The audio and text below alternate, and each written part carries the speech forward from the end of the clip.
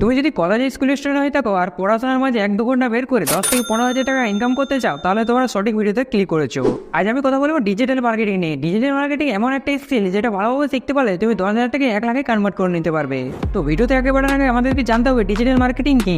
দেখো, বেসিক্যালি অনলাইনে সার্চ যাবে কোনো প্ল্যাটফর্ম যেমন ফেসবুক, ইনস্টাগ্রাম, গুগলে সার্চে মার্কেটিং করি, একে বলে ডিজিটাল মার্কেটিং। সোজা কথা যদি বলি, আমরা অনলাইনে যে কোনো জিনিসকে মার্কেট করাকে ডিজিটাল মার্কেটিং বলে। যেমন এসইও করা, ওয়েবসাইট বানানো, সোশ্যাল মিডিয়া সার্চে মার্কেটিং করা, পেড রান করা আর অনলাইনে প্রোডাক্ট সেল করা, এগুলো হচ্ছে ডিজিটাল মার্কেটিং। জাস্ট আমি তোমাদেরকে বোঝানোর জন্য বললাম ডিজিটাল মার্কেটিং মধ্যে আরো অনেক কিছু আছে। দেখো, আমি যে 5টা স্কিলের নাম বলেছি, এই 5টা স্কিল থাকতে হবে কোনো মানে নেই। তুমি একটা স্কিল দিয়েও ডিজিটাল মার্কেটিং স্টার্ট করতে পারো আর সেই স্কিল দিয়ে তুমি ভালো টাকা ইনকাম করে নিতে পারবে। তুমি যদি প্রথম ডিজিটাল মার্কেটিং স্টার্ট করতে চাও আর বুঝতে পারছো না তুমি কোন স্কিল দিয়ে শুরু করবে, তাহলে তুমি নিজেকেই প্রশ্ন করো তুমি কোনটাতে ভালো, টেকনিক্যালি ভালো না ক্রিয়েটিভিটিতে ভালো। তুমি যদি টেকনিক্যালি ভালো, তাহলে তোমার এসইও করা, অ্যাড রান করা, মার্কেটিং করা, এই কাজগুলো তোমার খুবই ভালো লাগবে। আর যদি ক্রিয়েটিভিটিতে ভালো হও, তাহলে তোমার অ্যাড বানানো, কন্টেন্ট বানানো, এই কাজগুলো তোমার খুবই ভালো লাগবে। সবার থেকে গুরুত্বপূর্ণ হচ্ছে তোমাকে একটা স্কিল শিখতে হবে, কারণ মার্কেটে সেই টিকে আছে যে একটা স্কিল মার্কেটে আগুন লাগাতে পারবে। আমাদের প্রথম পয়েন্ট হচ্ছে লার্নিং এ নিউ স্কিল। নতুন স্কিল শেখার বেস্ট অপশন হচ্ছে তুমি নিজের কিছু স্টার্ট করো, সেটা হোক বিজনেস বা কন্টেন্ট ক্রিয়েশন। বা আরেকটি উপায় আছে, তুমি কোনো বিজনেসম্যানের কাছে যাবে, সেখানে গিয়ে বলবে তুমি ফ্রিতে সার্ভিস প্রোভাইড করবে আর সেখান থেকেও কিছু শিখে নিতে পারবে।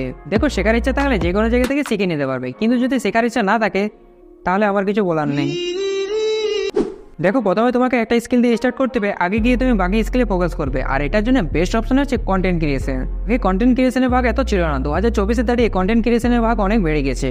তুমি যদি আজ কন্টেন্ট ক্রিয়েশন স্টার্ট করো, এখান থেকে তুমি অনেক কিছু শিখতে পারবে। এটা আমার পার্সোনাল এক্সপিরিয়েন্সে বলছি, কারণ আমি যখন স্টার্ট করেছিলাম তখন আমি অনেক কিছু জানতাম না, যেমন কন্টেন্ট কীভাবে বানাতে হয়, কীভাবে টাকা ইনকাম করতে হয়। আমি কিছু বছর পরে জানতে পারলাম কন্টেন্ট ক্রিয়েশনের মধ্যে অনেক ছোটো ছোটো ক্যাটাগরি আছে, যেগুলি ভালোভাবে শিখতে পারলে আমি ভালো টাকা ইনকাম করে নিতে পারবো।